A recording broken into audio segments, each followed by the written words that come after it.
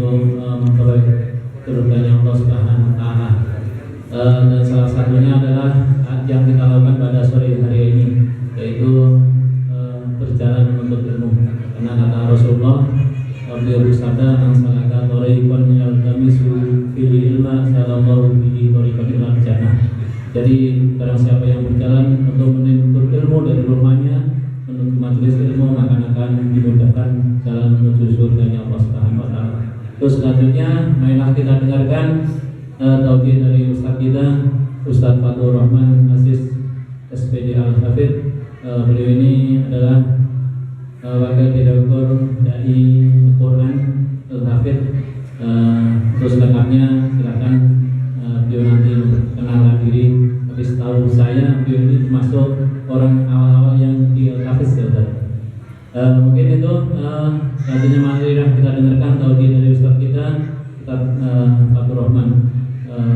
Waktu kami persilakan. Waalaikumsalam Ustaz.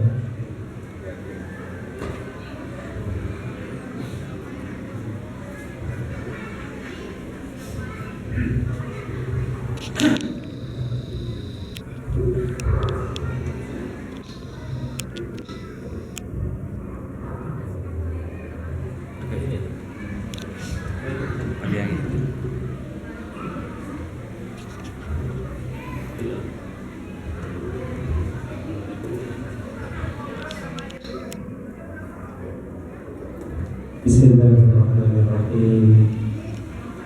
Assalamualaikum warahmatullahi wabarakatuh.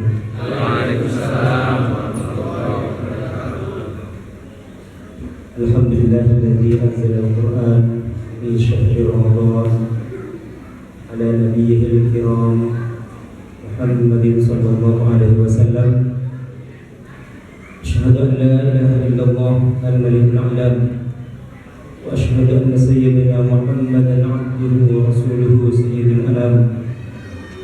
Allahumma shalli wa sallim ala sayyidina Muhammadin wa ala alihi wa sahbihi wa sahbihi amma ba'du. Yang saya hormati Bapak RT, Bapak Dedi Rusdianto,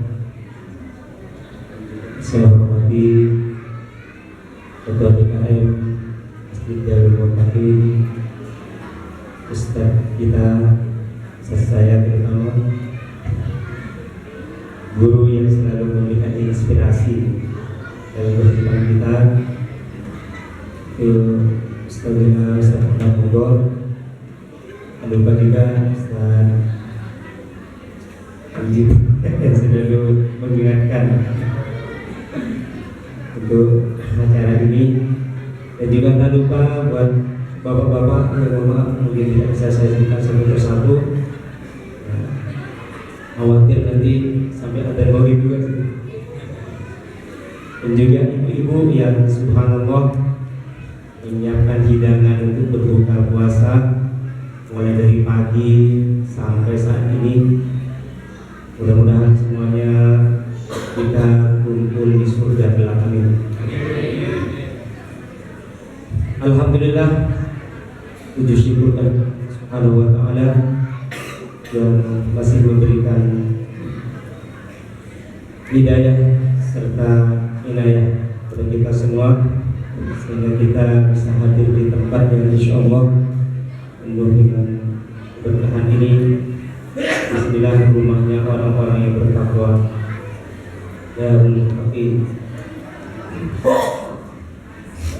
Bapak Ibu yang dirahmati Allah Subhanahu wa taala, kita bersyukur kepada Allah Subhanahu wa taala di hari yang ke-11 di bulan suci Ramadan. Sampai terasa kita sudah melewati bulan yang penuh dengan rahmat di 10 pertama. Mudah-mudahan rahmat Allah selalu terlimpah kepada kita, sehingga kita termasuk orang-orang yang beruntung nantinya. Karena orang yang masuk surga itu adalah bagaimana Allah memberikan rahmatnya kepada mereka, bukan karena banyaknya amal kita, bukan karena banyaknya aktivitas kita, melainkan karena rahmat Allah Subhanahu wa taala. Tetapi perlu kita ketahui bahwasanya rahmat Allah Subhanahu wa taala itu dekat sekali dengan orang-orang yang selalu berbuat kebaikan. Sebagaimana dalam firman-Nya dalam surah Al-A'raf, "Inna rahmatallahi qaribun minal muhsinin." Sesungguhnya rahmat Allah itu dekat sekali dengan orang-orang yang selalu berbuat kebajikan. Dan pada detik ini, mulai tadi malam yang ke-11, kita memasuki bulan yang penuh dengan ampunan. 10/2, insyaallah. Harapannya dengan ampunan Allah ini kita tergolong orang-orang yang beruntung. Amin. Tanpa ampunan Allah Subhanahu wa taala tentunya kita akan menjadi orang yang merugi. Makanya di dalam 10 malam ke depan ini perbanyak kita sholat taubat dan juga beristighfar kepada Allah Subhanahu wa taala. Karena tadi tanpa ampunan Allah Subhanahu wa taala tentunya kita akan menjadi orang yang merugi baik di dunia maupun di akhirat. Juga nanti di malam yang ketiga atau malam iktikaf 21 sampai akhir, yaitu malam Idul Minan, di mana insyaallah pada malam tersebut Allah SWT mengampuni hamba-hambanya dan juga membebaskan dari api neraka. Bapak Ibu yang dirahmati Allah SWT, sedikit ketika kita berbicara mungkin tentang neraka ya. Saya pernah baca buku, baca suatu kitab yang saya pikir tapi sangat berarti. Ketika Allah Subhanahu wa taala berbicara dengan malaikat Malik, wahai Malik, ketika Allah Subhanahu wa taala mengeluarkan Adam dari surga ke dunia, wahai Malik, siap ya Allah, labbaik ya Allah, labbaik ya Allah, aku penuhi panggilan ya Allah. Berikan untuk bekal kehidupan Adam di dunia, yaitu api sebesar biji kurma. Sudah tahu ya kita semua biji kurma seperti apa? Karena setiap hari insyaallah di puasa ini kita selalu makan kurma. Insyaallah. Alhamdulillah. Apa kata malaikat Malik? Ya Allah, seandainya api yang sebesar biji kurma ini diberikan kepada Adam, maka bumi dan beserta isinya akan hancur lebur. Bumi beserta isinya akan hancur lebur, termasuk Adam. Baiklah kalau begitu, berikan api sebesar separuh biji kurma. Tidak utuh, hanya separuh saja. Apa kata malaikat Malik? Ya Allah, seandainya yang separuh biji kurma itu, api yang sebesar separuh biji kurma itu diberikan kepada Adam, maka gunung-gunung yang ada di dunia akan rata dengan api. Dari saking panasnya api itu, api neraka. Makanya jangan berkhayal, gak apa-apa, saya sebentar aja di neraka, setelah itu dia surga. Ya kalau masuk surga. Nah, kata Allah, kalau begitu bukan Allah nggak tahu, tapi ingin meyakinkan kepada penjaganya bahwasanya neraka itu betul-betul panas. Kalau begitu, berikan seperti lubang biji kurma. Kita tahu semuanya lubang biji kurma itu seperti apa? Hanya sekedar goresan yang sempit. Apa kata malaikat Malik? Ya Allah, baiklah kalau begitu, akan aku berikan kepada Adam api yang sebesar lubang biji kurma itu, tapi izinkan aku untuk memadamkan api neraka ini, untuk dicelupkan dulu ke air yang ada di surga.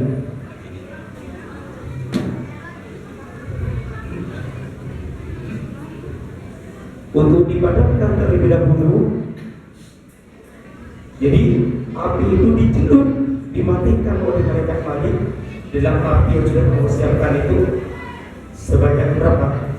Dalam riwayat 70.000 kali dicelupi sampai api yang sebesar lubang biji kurma itu mati, gak ada lagi apinya, yang tertinggal hanya asap.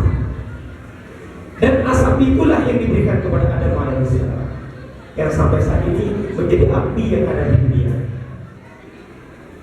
Jadi api yang ada di dunia ini hanyalah asap dari api neraka, bukan api yang asli dari api neraka, melainkan api yang sudah dipadamkan sebanyak 70.000 kali dan rebutan asap itu yang menjadi api yang ada di dunia ini saat ini. Yang seringkali jika menghayal kita gak apa-apa di sisi neraka atau bahkan selamanya, tahu tidak benar. Satu hari di neraka ibarat berapa? 1000 tahun di dunia.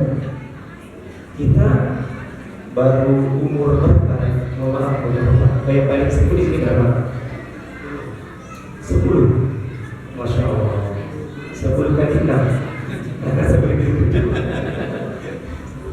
Masih muda-muda insya Allah.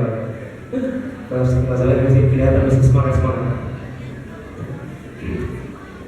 1000 tahun di dunia satu hari. Tapi bapak-bapak, ibu-ibu, adik-adik yang dirahmati Allah Subhanahu wa taala, ya makanya kita dalam puasa ini ibarat lari maraton. Dan maka seperti itu bukan berarti orang yang tercepat di awal dan sukses, belum tentu. Bisa jadi yang dia tetap istiqomah hadir ke masjid, istiqomah melaksanakan aktivitas yang tekun, amal-amal kebaikan sampai akhir, itulah kadarnya sukses. Sama lari maraton juga begitu, terus dengan penuh kesabaran, sungguh-sungguh semangat terus sampai akhir. Nah, terkadang orang juga ketika mau cari Lailatul Qadar itu dengan cara memancing. Kalau saya sarankan dan benar boleh diikuti caranya, karena Lailatul Qadar hanya satu. Ibarat ikan ada di dalam kolam, itu hanya satu ikannya. Sudah dia mancing banyak. Gimana caranya untuk mendapatkan itu? Caranya jangan dimancing, melainkan dijaring. Gimana dijaring? Jadi kalau dimancing tadi mungkin dia datang malam 21, malam 23, malam 25, 27, 29. Itu yang ramai biasanya. Tapi kalau dijaring dari awal Ramadan sampai malam takbiran, itu full kegiatannya untuk mencari Lailatul Qadar. Itu insya Allah mendapatkan itu. Terutama yang laki-laki, bapak-bapak, udah uzlah dulu, menghindar atau keluar dari rumah di masjid, terutama malam.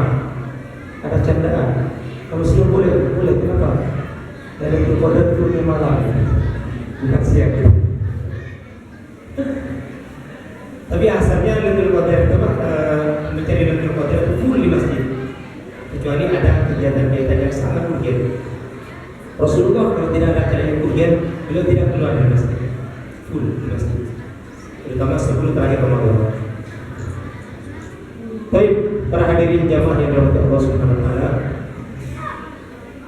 di Ramadan ini juga ada yang disebut dengan bulan THR.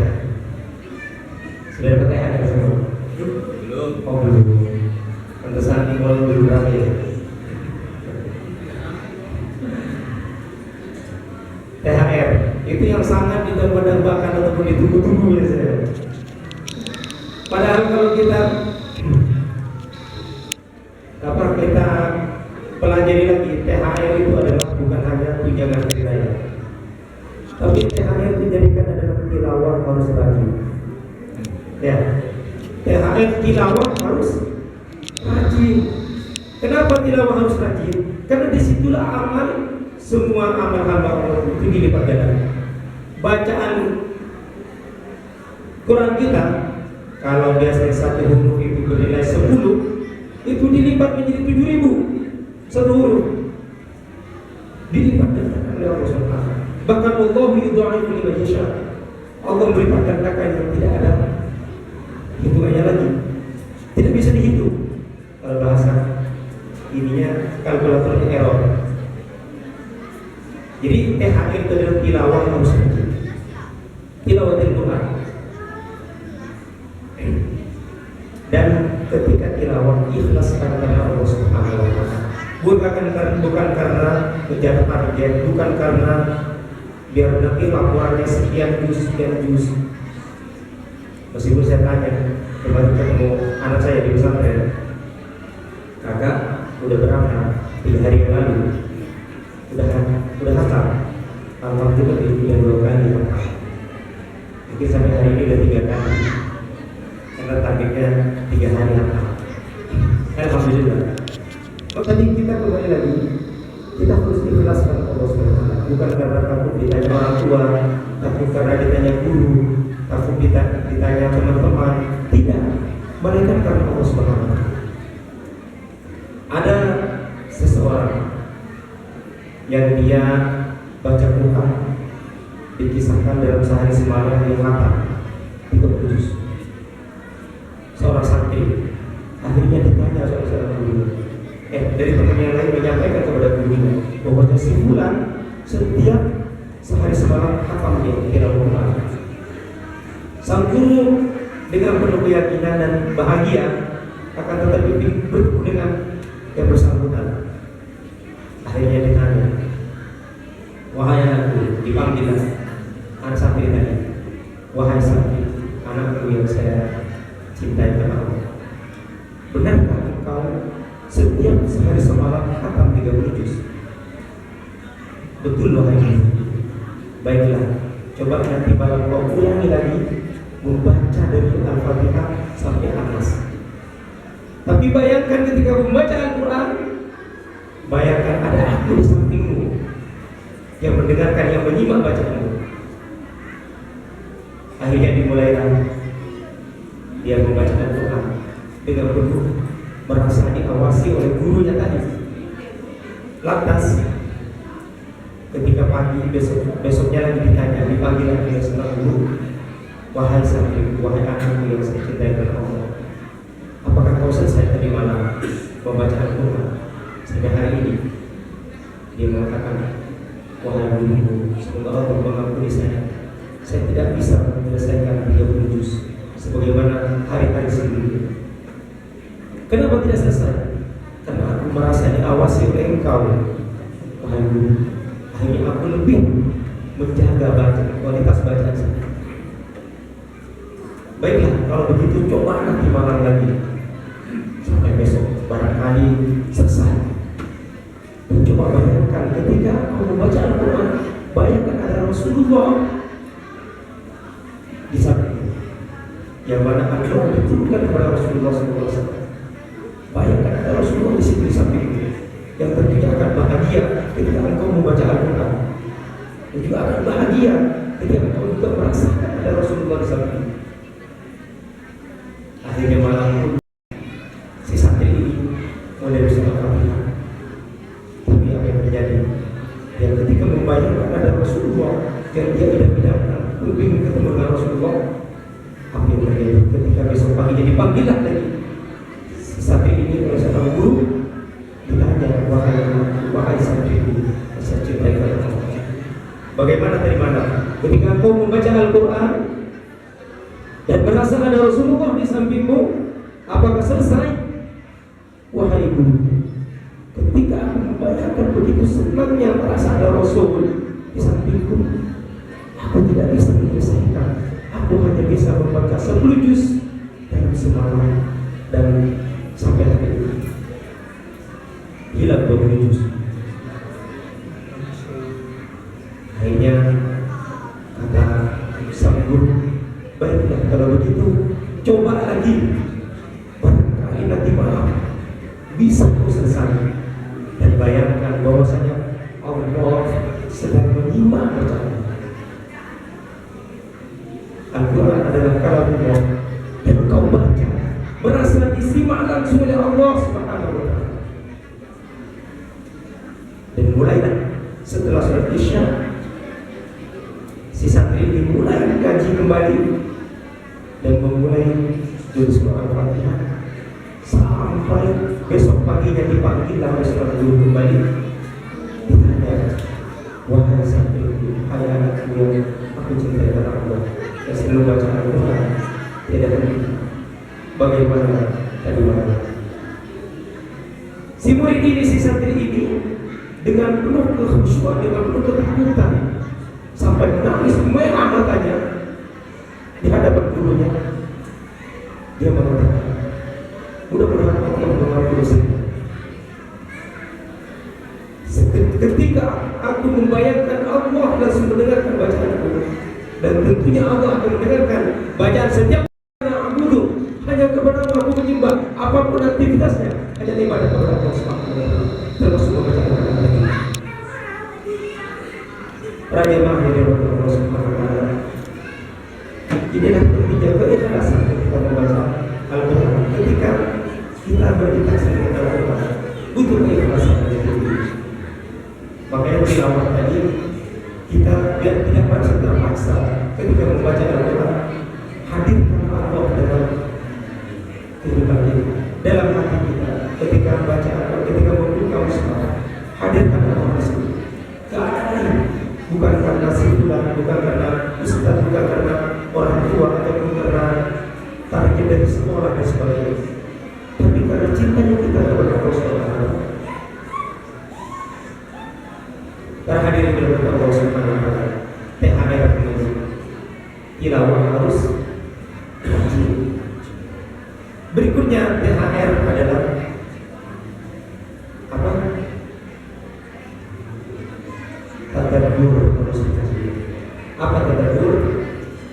Mentadabburi ayat-ayat yang diturunkan oleh Allah Subhanahu wa taala. Bagaimana cara mentadabburi? Kami kan belum tahu artinya apa. Gimana caranya? Bisa mencari buku Al-Quran yang sudah ada terjemahannya. Makanya ketika Abu Bakar As-Siddiq turun ayat Inna lil-muttaqina Ibrahim fadhuqu falan nazidakum illa 'adaba, di surah An-Naba ayat 30. Fadhuqu falan nazidakum illa 'adaba. Apa artinya? Maka rasakanlah azab ini dibagi orang kafir yang tidak beriman kepada Allah Subhanahu wa taala. Falan nazidakum illa 'adaba. Tidak ada tambahan kecuali azab dan azab. Ini ketika neraka. Ketika turun ayat ini, Abu Bakar tidak berhenti menangis sampai dikisahkan di sini di jalan ada jalur khusus air mata Abu Bakar di pipinya. Karena saking seringnya Abu Bakar menangis, apalagi ketika turun satu ayat itu. Fadhuqu falan nazidakum illa 'adaba. Kenapa Abu Bakar menangis? Bukankah surga sudah dijamin untuk Abu Bakar? Dan bahkan orang yang pertama keimanannya itu yang sangat tinggi, dan bahkan kalau ditimbang keimanannya dengan orang-orang yang ada di muka bumi ini tidak sebanding dengan beratnya keimanan Abu Bakar. Subhanallah. Tapi Abu Bakar menangis, dan bahkan Utsman pun sering menangis ketika membaca Al-Quran. Ada seorang sahabat bertanya, wahai Utsman, apa yang menyebabkan kau bisa menangis? Kenapa kau menangis? Bukankah engkau sudah terlalu bahagia, orang yang kaya raya, bahkan putri Nabi pun dinikahkan dengan engkau? Masih kurang apa lagi? Apalagi surga dijamin untukmu. Apa kata Abu Bakar Utsman? Lima, Rasulullah menjamin aku masuk surga, tapi Rasulullah tidak pernah mengatakan kepadaku engkau akan terbebas dari siksa kubur. Ternyata siksa kubur itu luar biasa. Remuk tulang-tulang yang nempel di daging ini, remuk semua orang yang terkena siksa kubur. Makanya ibadah-ibadah kita itu bukan urusan, tapi untuk keselamatan kita sih. Para hadirin yang dirahmati Allah Subhanahu wa taala, Al-Quran itu kalam Allah yang tentunya bagi kita selalu baca, betul-betul kita tadabburi,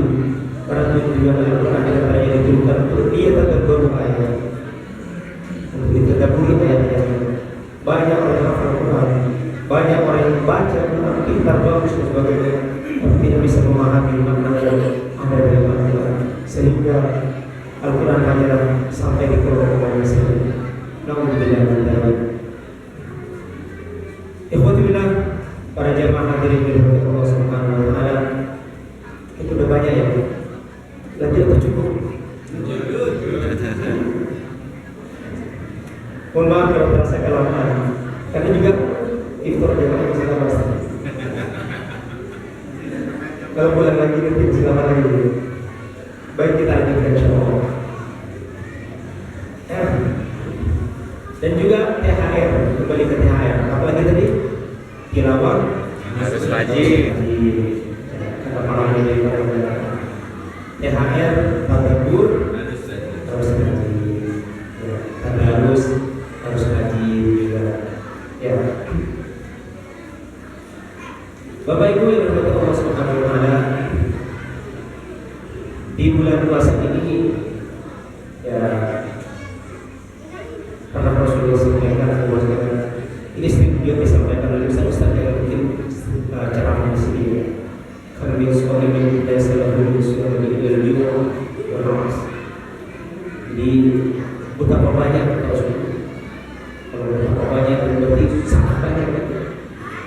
Karena sekolah ini di kami mana sangat banyak. Apa? Orang yang berpuasa, akan tetapi laisa lahu min siyamihi illa al-jumu'ah wal jumu'ah. Tidak akan mendapatkan apa-apa di puasa tersebut kecuali rasa lapar dan dahaga. Ini biar tidak termasuk dari hadis ini, saya kasih resepnya untuk bisa diamalkan untuk kita semua, termasuk saya sendiri. Apa? Rasulullah juga pernah menyampaikan, bukan berarti hanya orang yang menahan lapar tidak makan, tidak minum. Ya. Akan tetapi apa kata Rasulullah yang diriwayatkan oleh Imam Dailami, khamsun yuftirna as-shaim. Ada 5 hal yang membatalkan pahala orang yang berpuasa. Khamsun yuftirna as-shaim. 5 hal yang bisa membatalkan pahala orang yang berpuasa. Al-awwal, yang pertama dari 5 hal itu al-ghibah. Ghibah. Ibu-ibu yang di luar, alhamdulillah bapaknya semua mendengarkan dengan luar biasa. Ibu-ibu yang di luar yang ngobrol, mohon untuk tidak melanjutkan ngobrol yang dulu, karena ini sangat penting. Ibu-ibu, adik-adik yang ada di luar yang ngobrol, mohon untuk tidak melanjutkan ngobrolnya dulu, karena ini sangat penting. Karena sering kaji terjadi di ibu-ibu biasanya. Ya, Pak adik-adik, biar apa? Biar pahala kita tidak hilang. Apa yang pertama? Al-ghibah, membicarakan orang lain. Atau ketika seseorang, nih terkadang ketika ngumpul itu ada aja yang dibahas tentang tetangga kita, atau tentang teman kita, atau teman, atau tentang apalah yang menyebabkan itu sesuatu yang tidak baik. Ghibah. Ghibah ini tidak boleh membicarakan apalagi keburukan orang lain, karena ini menyebabkan batalnya pahala puasa. Terkadang ada temannya atau ada tetangganya beli AC, dia yang kedinginan. Ada tetangganya yang beli AC, itu kedinginan, menggigil dia. Wah, macam-macam pemikirannya. Atau ngomong ke teguh, dan AC, apa segala macam dibahas. Jangan-jangan dia bilang korupsi di tempat kerjanya atau apalah. Padahal dia dapat THR, misalnya, atau mendapat rezeki yang tanpa disangka-sangka. Ya. Atau tadi ada tetangganya baru aja beli tusuk sate, mau nyate. Oh, dia yang udah kepanasan, kebakar. Padahal tetangganya cuma buat tusuk sate, begitu tusuk sate. Jadi dia nggak enak kalau tetangganya mendapat iman. Makanya subhanallah, ayat yang luar biasa. Tadi mengajar mengajak untuk rukun terus bersatu. Yang penting punya rasa dulu. Yang penting kita bersatu dulu. Masya Allah. Ghibah, membicarakan orang lain. Tidak boleh. Cukuplah dia yang merasa atau mengalami keburukan itu kalau punya keburukan. Tidak boleh membicarakan keburukan orang lain. Karena belum tentu kita ini lebih baik. Termasuk ini yang ngomong di depan ini belum tentu lebih baik daripada yang di bawah. Maaf sekali. Cuma karena pertemanan. Saya masih duduk di sini. Mungkin kalau tinggal disiapin kursi saya duduk di bawah. Cuma biar kelihatan jadi saya wallahi bukan merasa paling baik di depan atau ceramah ini. Cuma karena pertemanan. Mohon maaf. Jadi suatu ketika juga di kalangan para sahabat pernah terjadi. Ketika Ibnu Mas'ud naik, para sahabat itu duduk semua, duduk lagi berteduh bersama Rasulullah SAW. Tiba-tiba Ibnu Mas'ud naik ke pohon kurma. Ibnu Mas'ud ini terkenal orang yang sangat kecil, betisnya kecil, perawakannya badannya kecil. Dibanding dengan Umar sangat jauh. Kalau Umar naik kuda saja hampir kakinya nyentuh tanah, rusuk kudanya. Umar, apalagi Ali, kalau lebih bulat gak bakal, kecuali dengan Rasulullah bakal sekali. Sahabat yang lain semua kalah sama Ali. Itulah kekuatan sahabat. Kembali tadi ke Ibnu Mas'ud. Ketika Ibnu Mas'ud naik pohon kurma dan terjadi di situ tersingkap betisnya yang kecil itu, yang kurus itu, para sahabat pada tertawa, menertawakan. Kenapa kata Rasulullah? Kenapa kau tertawa? Ada apa? Kata Rasulullah. Ya Rasulullah, itu ya Rasulullah, kecil sekali. Apa? Itu betisnya Ibnu Mas'ud, kecil sekali.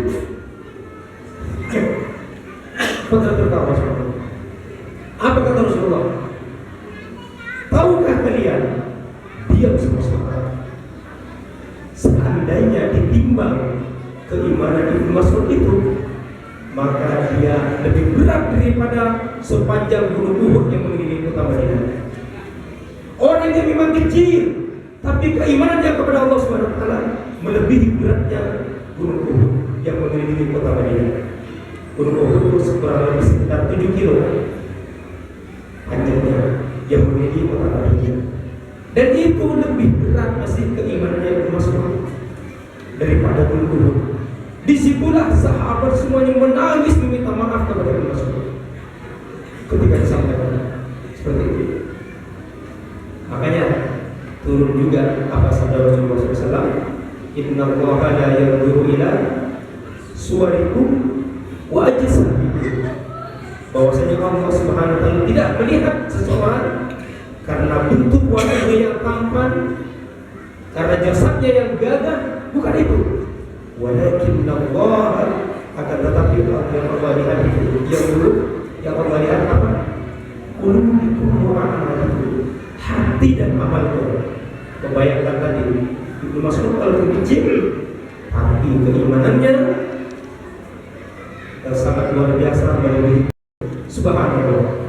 Jadi kita juga jangan melihat seseorang karena oh ini levelnya bawah, oh ini levelnya atas, oh ini tidak. Tetapi yang Allah disebutkan juga inna akramakum indallahi atqakum. Tujuan dari puasa ini untuk ke situ, yaitu atqakum, ketakwaan. Kita dilatih, di training oleh Allah SWT selama 1 bulan ini untuk tujuannya adalah atqakum, menjadi orang yang bertakwa. Dan banyak sahabat-sahabat yang lain. Contoh juga siapa? Sahabat Rasulullah SAW, yaitu yang warnanya hitam, bukan hanya Bilal. Ada Sa'ad As-Sulami yang sangat luar biasa, yang ketika meminta atau meminang atau bahkan ditanya, wahai Sa'ad As-Sulami, kenapa engkau tidak menikah? Kapan kau menikah? Apa yang terjadi? Sa'ad As-Sulami mengatakan, ya Rasulullah, karena seperti juga sering ditolak ketika sahabat Sulami itu menikah. Apakah di hadapan Allah kulit yang hitam, muka yang jelek itu ada perbedaannya? Dan juga orang yang tidak mempunyai apa-apa itu ada perbedaan di hadapan Allah. Wahai sahabat Sulami, apa yang terjadi dengan itu? Kenapa kau mengatakan hal itu? Ya Rasulullah, sesungguhnya aku ingin menikah tapi tidak ada satu pun perempuan yang menerima aku. Apa yang Rasulullah sampaikan dengan hiburannya? Wahai Sulami, maukah aku nikahkan engkau dengan seorang putri yang sangat cantik? Ya Rasulullah, jangan bercanda dengan itu. Wahai Sulami, aku tidak bercanda dengan itu, aku serius. Baiklah kalau begitu ya Rasulullah, di mana itu?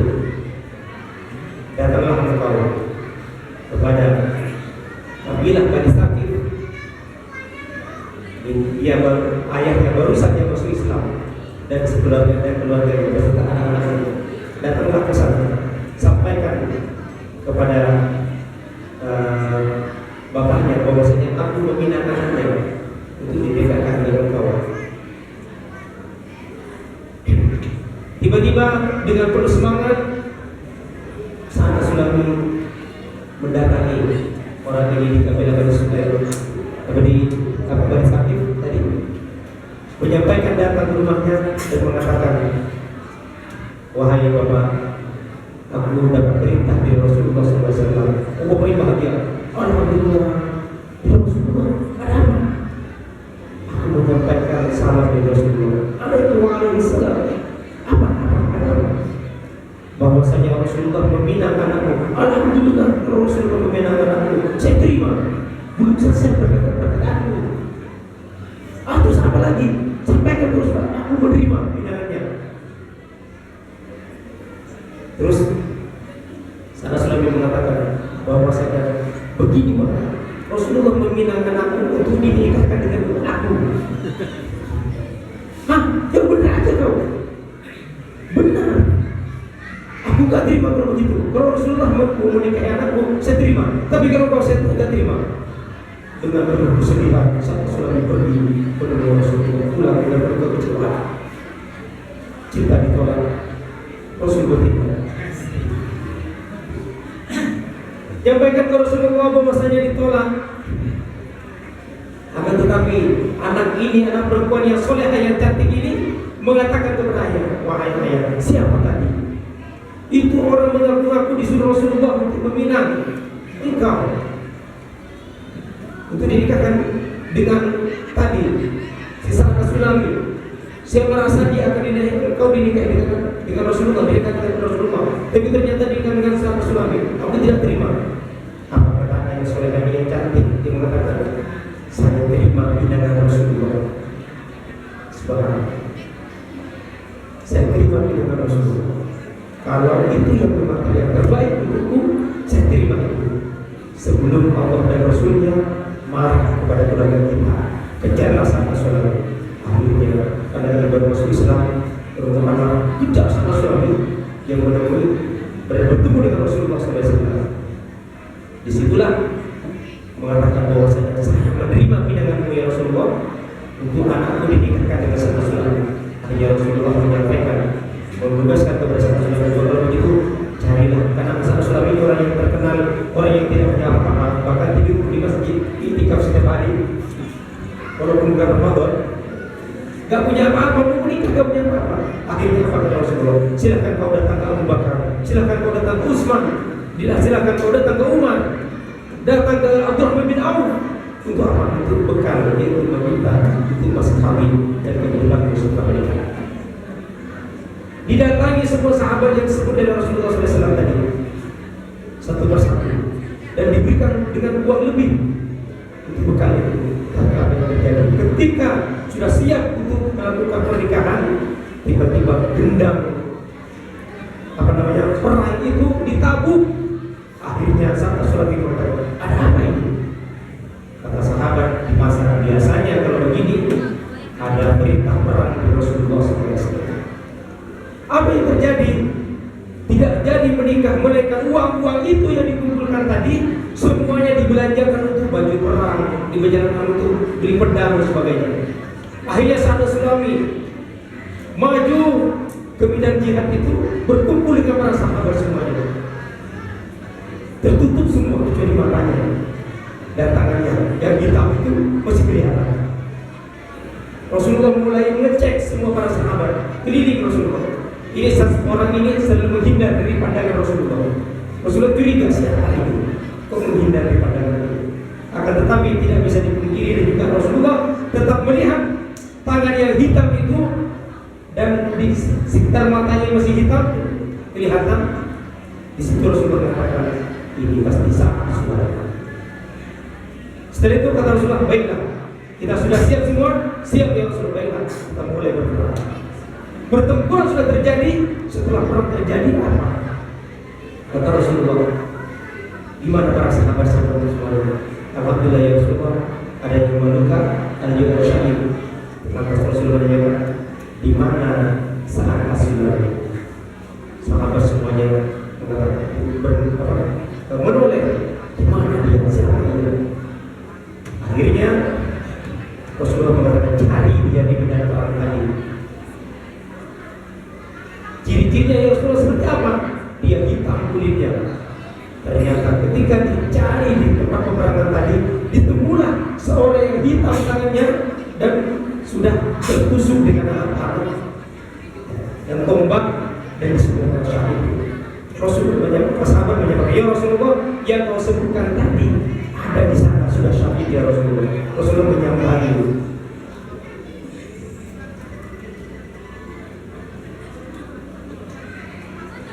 Menyambangi sahabat Sulami yang sudah syahid itu. Lantas Rasulullah SAW memegang jasadnya sahabat Sulami dan menoleh ke atas. Rasulullah tersenyum, dan berikutnya ketika Rasulullah SAW kembali menghadap ke atas, Rasulullah langsung menunduk dan Rasulullah menangis. Apa yang terjadi? Sahabat ini bertanya, ya Rasulullah, ada apa dengan orang itu? Siapa dia? Sahabat yang belum kenal dengan sahabat Sulami ketahuilah bahwasanya sahabat Sulami adalah orang yang tidak punya apa-apa. Dia bahkan ketika mau menikah ditolak oleh semua perempuan kecuali satu. Dan ketika dia ingin melaksanakan pernikahannya, ternyata tidak bisa melaksanakan itu karena lebih mementingkan panggilan jihad, yaitu perang pada saat itu. Kenapa engkau menangis? Kenapa engkau tersenyum? Kenapa engkau menunduk? Ada apa dengan dia Rasul? Dan dengan orang itu, aku tersenyum karena pintu surga sudah terbuka untuk sahabat Sulami. Berikutnya, kenapa kau menundukkan pandanganmu? Yang tadi melihat ke langit, tiba-tiba menundukkan. Tadi saya melihat dari saking banyaknya bidadari yang ingin memegang jasad sahabat Sulami, ada salah satu bidadari yang tersingkap, betisnya kelihatan, dan saya menunduk. Dan saya tidak berhak untuk melihat itu kecuali sahabat Sulami yang punya bidadari itu. Subhanallah. Dan kenapa menangis? Menangis tadi kepada Rasulullah yang tidak menikmati yang namanya hidup. Maka tetapi Allah lebih suka, lebih cinta dengan sahabat Sulami sehingga disyahidkan di medan jihad ini. Allah Subhanahu wa taala. Allah Akbar.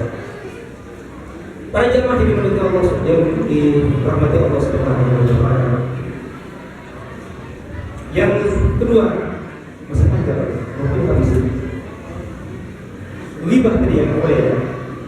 Kadhib, berdusta. Dalam puasa ini tidak boleh berdusta, berkata dusta, berbohong itu tidak boleh. Karena berbohong itu di samping dia merugikan diri sendiri dan juga akan merugikan orang lain. Terkadang apalagi di pikiran jalan banyak yang dagang. Terkadang seseorang itu meramai, ini beli gorengan, terkadang sambil jual yang ditunjukkan satunya buka di belakang. Dan tisu, ini ya, satu ya gorengannya, dan di sini ada. Itu bohong. Nah, nggak boleh. Ini contoh kecilnya misalkan. Al-Kadhib, tidak boleh berdusta, tidak boleh berbohong. Nah, Ramadan mengajarkan kepada kita untuk tidak berbohong. Ya. Dan juga yang ketiga, selain berbohong, an-namimah, an-domba. Gimana domba Ustaz? Ustaz aja mau potong domba dulu. Bukan itu maksudnya. Mengadu domba atau menjadi orang yang pengadu domba. Ada seseorang lagi ada masalah. Contoh, misalkan, maaf kalau ada yang namanya sama. Ada Alexander sedang ada masalah. Panas nih antara Alexander dengan Alexander. Ada maaf kalau ada enggak ada.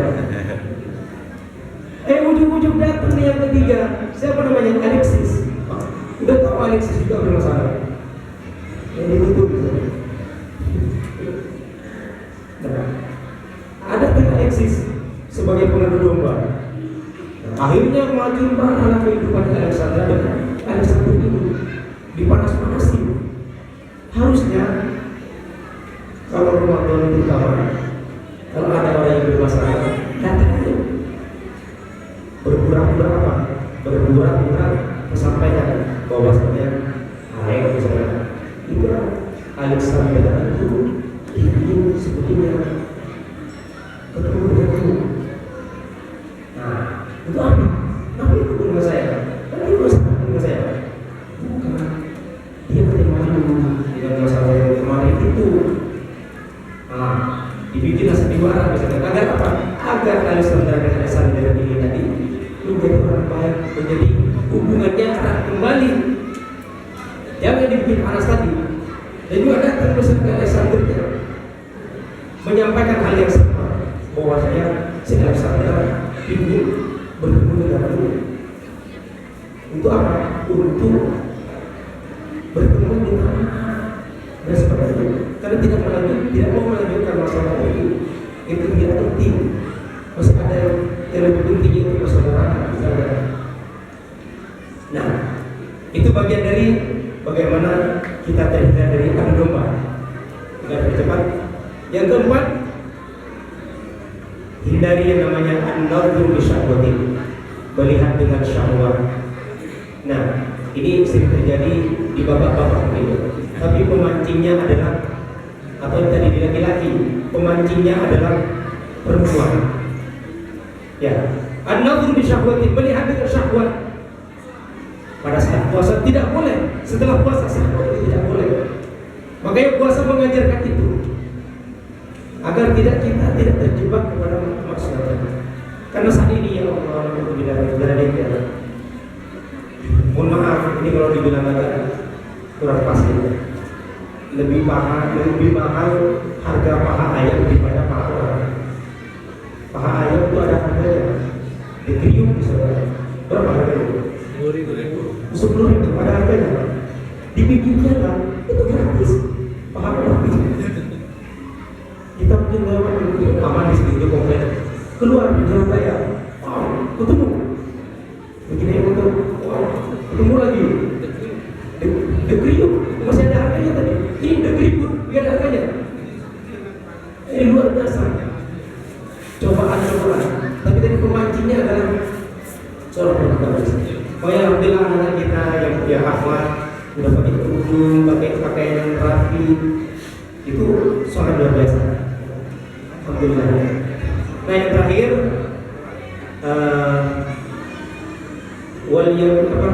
wal yaminul kadhibah, yaitu sumpah palsu. Sumpah palsu tidak boleh bersumpah walaupun itu teman, karena kita begini orang teman berharap teman itu salah, menjadi saksi, kita menjadi saksi di seorang teman tidak boleh. Kalau itu sudah jelas salahnya dan itu menyebabkan tadi harus bersumpah, itu tidak boleh. Kita sampaikan yang hak, yang hak adalah hak, yang batil adalah batil. Sebagaimana dikatakan oleh Rasulullah SAW, seandainya Fatimah yang mengambil kata Rasulullah, maka saya sendiri yang akan memotong tangannya. Padahal Rasulullah sangat mencintai dan menyayangi Fatimah itu anaknya. Tapi kalau salah kata Rasulullah, anakku saya sendiri akan memotong tangannya. Itu bukti keadilan, bukti bahwasanya apa yang dicontohkan oleh Rasulullah SAW harus diikuti oleh kita. Itu mungkin yang bisa saya sampaikan. Kalau tidak maaf, insyaallah di sebelah ini akan masuk di atas topik. Kalau tidak maaf, di masalah mustaqim. Wassalamualaikum warahmatullahi wabarakatuh.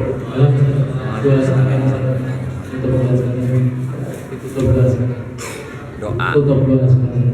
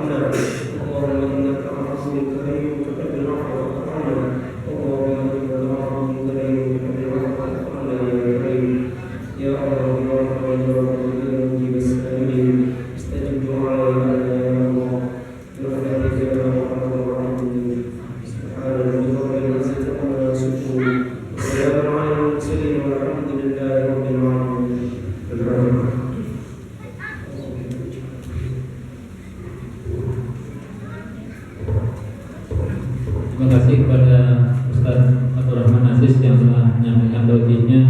Semoga apa yang disampaikan beliau bisa menjadikan bekal kita dalam kehidupan ini, sehingga insya Allah kita akan menjadi orang yang berbahagia di dunia maupun akhirat.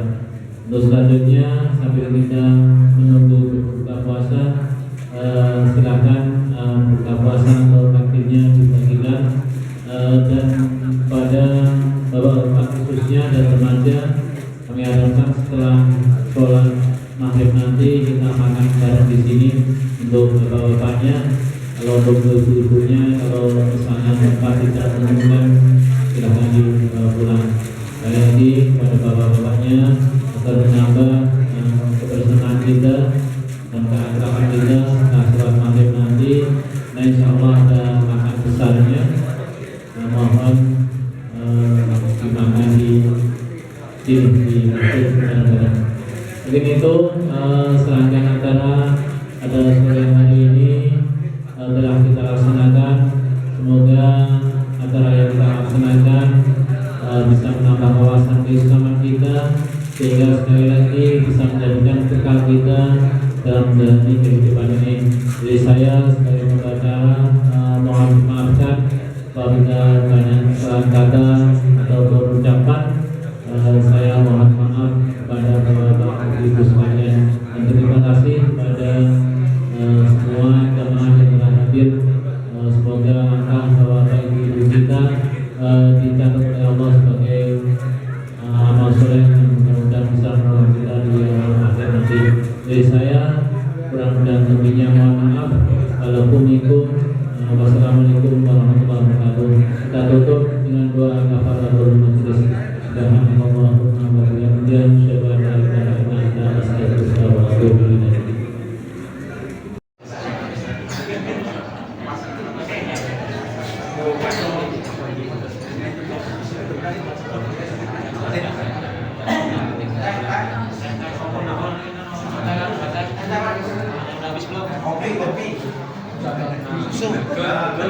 Kan bayinya di rebus cukup teh. Serasa di sana air putih Pak.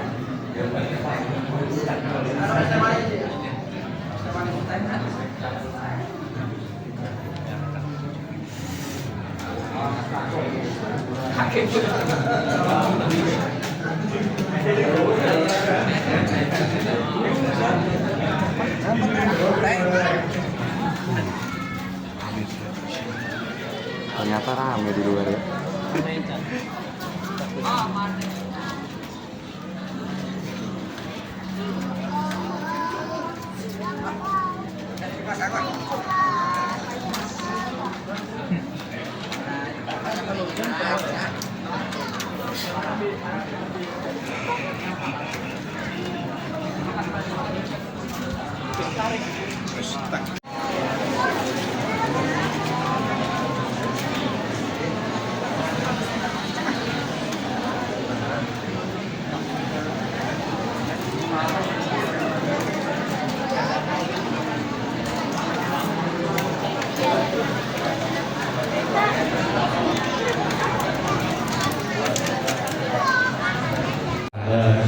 Berku birahmatika ya arhamar rahimin. Allahumma barik lana fima razaqtana wa qina adzabannar.